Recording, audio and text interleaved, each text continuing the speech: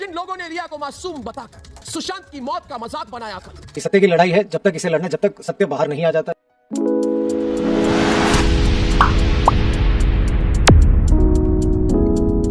समीर वानखेड़े जी ने खोल दी है बड़े बड़े लोगों की पोल। कहा जा रहा है कि समीर वानखेड़े जी ने जो खुलासे करे हैं उसके बाद अब समझ आ रहा है कि आखिरकार कौन बचा रहा था बॉलीवुड को। और दूसरी तरफ दावा ये हो रहा है कि एक खबर निकल के आ रही है कि रिया चक्रवर्ती और प्रिंस नरूला की जो लड़ाई हुई थी उसमें प्रिंस नरूला का एक बड़ा स्टेटमेंट निकल के आया है। और तीसरी तरफ बॉलीवुड का हाल इतना बेहाल हो गया कि वो पैसे दे ही नहीं पा रहे हैं जो लोग उनके साथ काम कर रहे हैं। अब पूरी खबर क्या है जानते हैं डिटेल में, पर सबसे पहले हम आपको यहाँ पर बता दें कि खबर निकल के आ रही है कि समीर वानखेड़े जी को लेकर कल बॉम्बे हाई कोर्ट में एक सुनवाई हुई। कहा जा रहा है कि सुनवाई के बीच में समीर वानखेड़े जी ने जो सबूत रख दिए हैं उन सबूतों के बाद बहुत सारे लोगों का नंबर आने वाला है। इस सबूत को दिखाने से पहले, इस बात को करने से पहले हम आपको बता दें कि हाल ही में एक वीडियो वायरल हुई जहाँ पर समीर वानखेड़े जी दिखते हैं हिंदुस्तानी भाव के साथ। जी हाँ, उस वीडियो को बहुत प्यार मिला लोगों की तरफ से। जय हिंद। बॉलीवुड के गंजेड़ी लोगों की बजाने वाला बाप मालूम ना कौन? ये देख। जय हिंद, वंदे मातरम। कैसा लेता है मालूम ना ये गंजेड़ी लोग को? उल्टा पाटा। और कहा जा रहा है कि समीर वानखेड़े जी को लेकर जब भाव ने ये बात बोली कि बॉलीवुड की बजाने वाला एक ही शेर, और वो कौन है, ऐसी कुछ वीडियो उन्होंने अपलोड करी है सोशल मीडिया पर जिसमें लोगों का रिस्पांस अच्छा आ रहा है। पर वहीं पे अब हम बात करते हैं डिटेल में, जहां पर कहा जा रहा है कि समीर वानखेड़े जी को लेकर एक खबर निकल के आई कि 8 जून को उनको लेकर जो सुनवाई होनी थी बॉम्बे हाईकोर्ट में, वो सुनवाई जब शुरू होती है तो समीर वानखेड़े जी के सामने कई सारी बातें रखी जाती हैं। जहाँ पर जो CBI ने एफिडेविट लगाया था बॉम्बे हाईकोर्ट में कि समीर वानखेड़े जी को प्रोटेक्शन ना दी जाए, कई सारे जो उनके ऊपर आरोप लग रहे थे फॉरेन ट्रिप को लेकर, उनकी प्रॉपर्टी को लेकर, और खास करके जो रिश्वत 25 करोड़ की मांगी गई थी उसको लेकर, उसके बीच में समीर वानखेड़े जी ने अपनी बात रखना शुरू करी। और उन्होंने शुरुआत करी कि जो सारे आरोप मेरे ऊपर लग रहे हैं, सबसे पहले तो ये सारे आरोप झूठे हैं, क्योंकि ये एक अच्छे या ऑनेस्ट ऑफिसर्स को फंसाने के लिए आरोप लगाए जा रहे हैं। क्योंकि उनका साफ कहना है कि NCB की SCT टीम का जब गठन हुआ था तो वो गठन सिर्फ इसीलिए हुआ था ताकि शाहरुख खान के बेटे आर्यन खान को क्लीन चिट दिलवाई जा सके। उन्होंने एक और बड़ा खुलासा करा कि हमने कभी भी 27 लोगों के नाम नहीं रखे थे सामने, जबकि कहा जा रहा है कि मैंने सिर्फ 10 लोगों के नाम सामने रखे थे, जिनको कहा जा रहा था कि जब क्रूज पार्टी से गिरफ्तार किया गया था तो 10 लोगों के नाम सामने प्रेजेंट किए थे, बाद में वो बदल के 27 नाम कर दिए गए। और साथ में उन्होंने कहा कि जब चार्जशीट इसमें दायर हुई तो जो चार्जशीट मैंने दायर करी थी वो रातों रात बदल जाती है, और एक चार्जशीट बाहर से आती है और वो चार्जशीट लगा दी जाती है जिसमें कई बड़ी चीज़ें चेंज हो चुकी थी। और जिसके बाद साफ साफ ये चीज़ें दिखाई दे रही थी कि ये NCB के कुछ उन लोगों की चाल हो सकती है जो ये चाहते हैं कि आर्यन खान को क्लीन चिट मिल जाए। ऐसा साफ कहना था समीर वानखेड़े जी का बॉम्बे हाई कोर्ट में। जिसके बाद कहा जा रहा है कि समीर वानखेड़े जी ने अपनी तरफ से 10 मिनट की रिकॉर्डिंग भी पेश कर दी है, मतलब डिजिटल सबूत उन्होंने कोर्ट में पेश करा है ताकि जो बातें उन्होंने बोली हैं वो प्रूफ हो पाए। अब सवाल ये उठता है कि एजेंसी जो NCB है ये बहुत बड़ी एजेंसी है, नार्कोटिक कंट्रोल ब्यूरो। सोचिए, जो ड्रग्स को रोकती है, जिसके ऊपर इतना विश्वास किया गया, वो एजेंसी के अंदर अगर ऐसा हो रहा है तो बहुत सवाल खड़े होते हैं कि आखिरकार इसके अंदर बैठे हुए जो ऑफिसर्स हैं क्या उनको लेकर जांच होनी चाहिए। क्योंकि यहाँ पर सवाल हम नहीं उठा रहे हैं, सवाल NCB के ऑफिसर्स ही उठा रहे हैं। पहले NCB के DDG जो थे उन्होंने सवाल उठाया समीर वानखेड़े जी के ऊपर, जिसके बाद CBI निकल के आ जाती है, जिसके बाद इस पूरे मामले की जांच होना शुरू होती है। जिसके बाद कहा जा रहा है कि बॉम्बे हाईकोर्ट समीर वानखेड़े जी को 8 तारीख तक प्रोटेक्शन प्रोवाइड करता है अरेस्ट से, मतलब 8 तारीख तक उनको कोई अरेस्ट नहीं कर सकता था। जिसके बाद CBI कोर्ट चली जाती है 2 तारीख को और बोलती है कि आपको समीर वानखेड़े जी को प्रोटेक्शन नहीं देनी चाहिए, तो प्लीज़ प्रोटेक्शन हटाइए ताकि हम जाँच सही से कर पाएँ और अगर हमें ज़रूरत पड़ी तो हम अरेस्ट कर पाएँ। जिसके बाद कहा जा रहा है कि 8 जून को जब शुरुआत होती है सुनवाई की तो बॉम्बे हाईकोर्ट सारी दलीलें सुनने के बाद कहा जा रहा है कि फैसला लेती है और 23 जून तक प्रोटेक्शन प्रोवाइड कर देती है समीर वानखेड़े जी को लेकर। अब समीर वानखेड़े जी कब आए थे NCB में, आपको हम याद दिला दें, समीर वानखेड़े जी IRS ऑफिसर रह चुके हैं, NIA में भी काम कर चुके हैं, और 2020 जून के बाद कहा जाए सुशांत केस जब हुआ था उसके बाद जब NIA की एंट्री हुई थी तब उनको NCB का जोनल डायरेक्टर बना के भेजा गया था इस पूरे मामले में और बोला था आप जांच करिए अच्छे से। और उन्होंने इतने अच्छे से जांच करी कि बॉलीवुड की पोल खुल गई। उन्होंने बड़े बड़े ड्रग पैडलर को पकड़ा, उन्होंने बड़े बड़े जगहों पर कहा जा रहा है कि रेड मारी, और कहा जा रहा है कि डोंगरी की कई फैक्ट्रियों में भी रेड मारी गई उनके द्वारा। जिसके बाद खबर निकल के आई कि रिया चक्रवर्ती को गिरफ्तार किया गया, शौर्य को गिरफ्तार किया गया, कई अन्य लोगों को गिरफ्तार किया गया।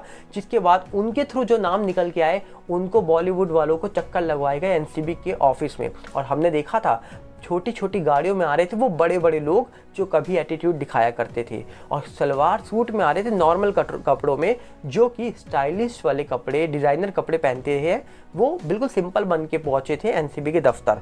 जिसके बाद उनके फ़ोन भी लिए गए, फ़ोन जांच के लिए भी गए, और उसके बाद अचानक से ये मामला ठंडा पड़ जाता है। तो सवाल तभी उठ गए थे कि आखिरकार अचानक से इतने सारे लोगों को बुलाया गया, उनके फ़ोन लिए गए, उनके फ़ोन से कई चैट्स बरामद हुई, जिसके बाद सबको यही लगा कि आखिरकार लगता है सबको क्लीन चिट दे दी गई है, क्योंकि उसके बाद किसी को बुलाया ही नहीं गया। जिसमें जब आर्यन खान का केस हुआ था उस समय कहा जा रहा है कि अनन्या पांडे भी पहुंची थी एनसीबी के दफ्तर, और अनन्या पांडे को लेकर भी सवाल उठे थे।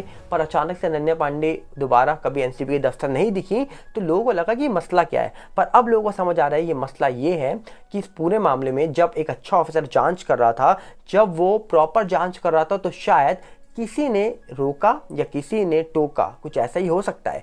क्योंकि जिस तरीके से समीर वानखेड़े जी की एंट्री होती है एनसीबी में, और जब वो एंट्री होने के बाद तहलका मच जाता है और असली सिंघम का पता लगता है कि असली सिंघम कौन है, तब सवाल उठते हैं कि आखिरकार भैया अब रोक लो, वरना ये तो पूरी पोल खोल देगा। और यही हुआ शायद समीर वानखेड़े जी के साथ, क्योंकि समीर वानखेड़े जी जब जांच करने पे आए तो उन्होंने ऐसी जांच करी कि बड़े बड़े लोगों की पोल खुल गई है। और सवाल यही उठ रहा है कि आखिरकार समीर वानखेड़े जी ने जो पोल खोली है बॉम्बे हाई कोर्ट में लोगों की, इसमें सबसे बड़ी पोल तो एनसीबी के कुछ ऑफिसर्स की खुल सकती है, या फिर उन लोगों की खुल सकती है जो इस पूरे मामले में शांत बैठे हैं। मतलब शाहरुख खान जो इस पूरे मामले में अभी बिल्कुल शांत है, क्योंकि कहा जा रहा है कि उनको लेकर भी ये बातें हो रही हैं कि 25 करोड़ की अगर उनसे डिमांड की गई है तो वो बताएं, अगर नहीं की गई है तो भी बताएं। पर फिलहाल वो कोई भी स्टेटमेंट नहीं दे रहे हैं। तो हो सकता है कि क्या उन्होंने कुछ और लोगों को कुछ दिया है, ऐसा दावा हमने सैम डिसूजा करके गए थे थोड़े दिन पहले, आपको याद होगा।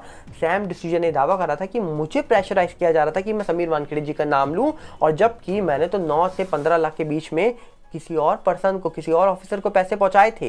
तो ये भी सवाल उठे थे कुछ लोगों पर। अब सवाल तो बहुत उठेंगे, पर समीर वानखेड़े जी को लेकर जो खबर निकल गया ये सही में ये चौंका रही है बहुत सारे लोगों को। और वहीं पे इस खबर के बीच में अच्छी खबर ये है कि 23 जून तक उनको अरेस्ट से प्रोटेक्शन मिल गई है बॉम्बे हाईकोर्ट के द्वारा। वहीं पे अगर हम बात करें तो हाल ही में आपने सुना होगा कि प्रिंस नरूला और रिया चक्रवर्ती की रोडी के शो के अंदर नहीं बन रही है। अब प्रिंस ने एक दावा करा है कि बहुत सारे लोग शो के अंदर आते हैं जाते हैं, पर मैं अपनी पुरानी टीम को मिस कर रहा हूँ। पर अब जो नए लोग इस शो में आए हैं उनको समझने में, बात करने में टाइम लगेगा। अगर वो समझ गए तो अच्छी बात है, नहीं समझे तो मैं किसी के लिए नहीं बदलने वाला हूँ। और जबकि नोक झोंक तो चलती रहती है, पर मैं किसी की पर्सनल लाइफ में नहीं कभी भी जाता। पर हाँ, ये सिंपल मैं बोलता हूँ कि अगर कोई मुझे समझेगा तो अच्छा है, नहीं समझेगा तो ये भूल जाए कि मैं अपने आप को बदल लूँगा। तो कहीं ना कहीं प्रिंस नरूला की ये बातें ये बयां करती हैं कि शो के अंदर अच्छा चल रहा है नहीं चल रहा, ये बातें तो मीडिया से निकल के आ ही जाती हैं। पर जिस तरीके से इस शो के अंदर ये चीज़ें टीआरपी के लिए भी हो सकती हैं कि रिया और प्रिंस की लड़ाई दिखा दी जाए ताकि टीआरपी मिल जाए, पर इसलिए भी हो सकती है कि सही में रिया प्रिंस की नाम बन रही हो इस शो के अंदर। क्योंकि प्रिंस जानते हैं कि रिया चक्रवर्ती को लेकर आज भी लोगों के अंदर गुस्सा है, और अगर उनको कोई सपोर्ट करने जाएगा तो जो सपोर्ट करेगा उसके लिए भी गुस्सा ना आ जाए लोगों के अंदर। तो अब ये तो वक्त बताएगा। पर वहीं पे आपको अगर हम बता दें खबर और, तो बॉलीवुड का क्या बुरा वक्त शुरू हो चुका है।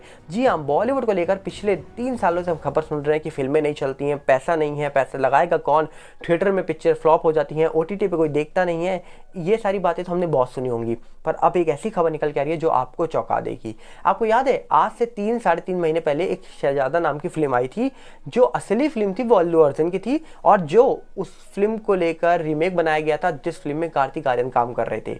कहा जाता है कि शहजादा फिल्म सुपर डुपर फ्लॉप रही थी, और जिसके बाद कहा जा रहा है कि वो फिल्म को जब बनाया गया तो बड़ी मुश्किल से थोड़ा बहुत पैसा जो निकला वो मेकर्स ने निकाल लिया। उसके बाद पता लगा भैया फिल्म कमाई नहीं पा रही है, ओटीटी पे भी फिल्म आ गई, थिएटर में भी आ गई, हर जगह फ्लॉप हो गई, कोई देख ही नहीं रहा है। पर अब कहा जा रहा है कि इस फिल्म के अंदर जो टेक्नीशियंस थे जो काम कर रहे थे, कुछ डायरेक्टर्स के मेंबर्स थे और कुछ एक्टर्स थे जो काम कर रहे थे इस फिल्म के अंदर, उनको अभी तक उनकी पेमेंट ही नहीं मिली है पूरी। सोचिए, एक फिल्म बनती है और फिल्म बनने के बाद 3-3.5 महीने बीत जाते हैं, फिल्म फ्लॉप हो जाती है और जो लोग काम करते हैं उनको पैसा ही नहीं मिला। अब सबसे बड़ा सवाल इसमें यह उठता है कि इस फिल्म में जो प्रोड्यूसर थे वो अल्लू अर्जुन थे, कार्तिक आर्यन ने भी पैसा लगाया था और कहा जा रहा है कि टी सीरीज भी इसमें प्रोड्यूसर के रूप में थी। अब सवाल यहाँ पर ये उठ रहा है कि 30-40 लाख रुपए करीब बकाया है इन लोगों का, जो टेक्नीशियंस हैं या कोई एक्टर है या फिर जो डायरेक्टर के मेंबर्स होते हैं उनका। और 30-40 लाख रुपए क्या नहीं होंगे अल्लू अर्जुन, कार्तिक आर्यन या टी सीरीज के पास? अगर इस मामले में अभी फिलहाल कह रहे हैं कि मेकर जो है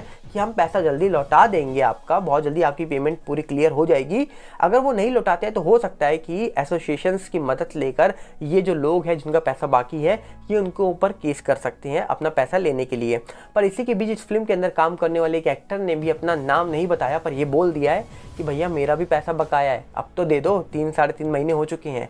तो कहीं ना कहीं बॉलीवुड का एक ऐसा सच बाहर निकल के आ रहा है जो दिखाता तो कुछ अलग ही रंग है पर असलियत तो कुछ और ही चल रही है अंदर।